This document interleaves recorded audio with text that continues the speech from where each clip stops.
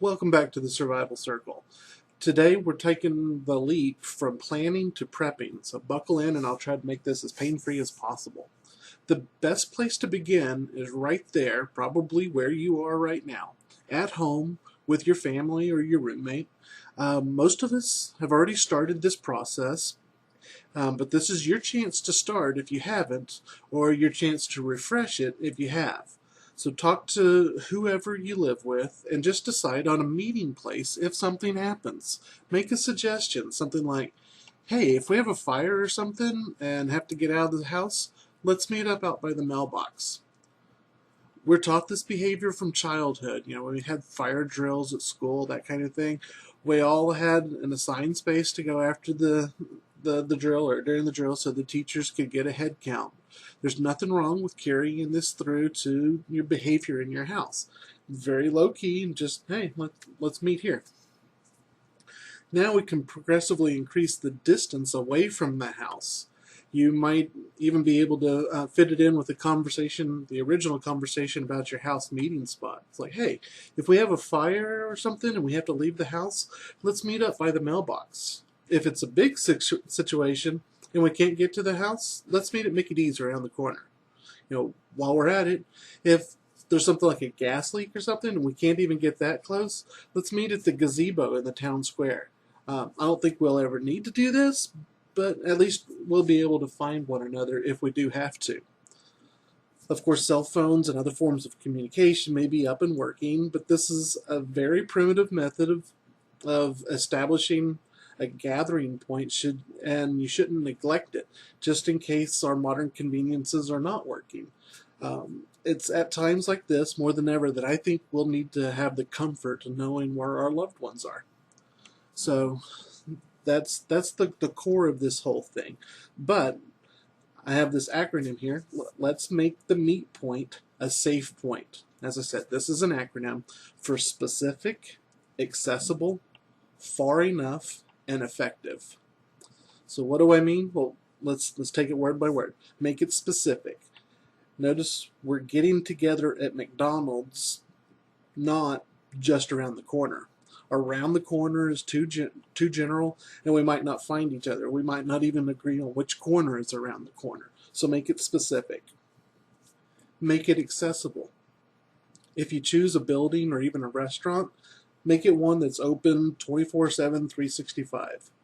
You don't want to say to meet up at the observation deck of the Empire State Building. The lines are long at the best of times, and it could take hours to get up there. Plus, you have to pay to get in, and there's times of the year, or even at night, when it's closed and simply not accessible at all. It's much better to meet up on the street outside the Empire State Building. Okay, so that is accessible. Make sure you can get there. Make it far enough away from the suspected source of danger. If your mailbox is on the side of your house rather than on the road, you'll probably want to meet at the you probably don't want to meet at the mailbox. It's right there on the house. You'll probably want to get together where your driveway meets the road, or in the parking lot at the dumpster if you live in apartments. If you think there may be a gas leak or something in your neighborhood, you don't want to try to get to the neighbor's house. It's probably not far enough away. So only you can decide actually specifically where to meet. Just make sure that it fits the needs that you suspect might be happening. So make it far enough away. Finally, make it evident. Now, some people might disagree with me, and frankly, I even disagree with it in certain circumstances. In general, though, if you're faced with a normal inconvenience, like a power outage or a gas leak, something like that, make your place evident. Make it so that you can see one another even from a distance. You don't want to try to meet up crouched behind some bushes or actually in the dumpster. You want to be able to see your loved ones are safe from a distance, and it actually will help you meet up if you can see them approaching. And it just greatly increases your morale and enhances the likelihood that you'll actually find one another if you make the place evident. Now, let's cover the other side of it.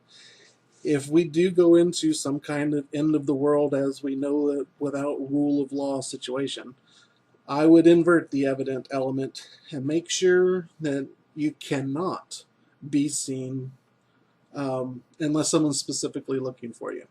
So the specific element of the SAFE acronym will become even more important at that point because, again, in an end of the world kind of thing, or some type of civil unrest, you want to make sure you know specifically where the person is, because you probably won't be able to see them from a distance. They probably won't be able to see you from a distance. So get real specific. Okay, so we'll get away from that. Now you also want to make sure that the meeting point makes sense for your needs.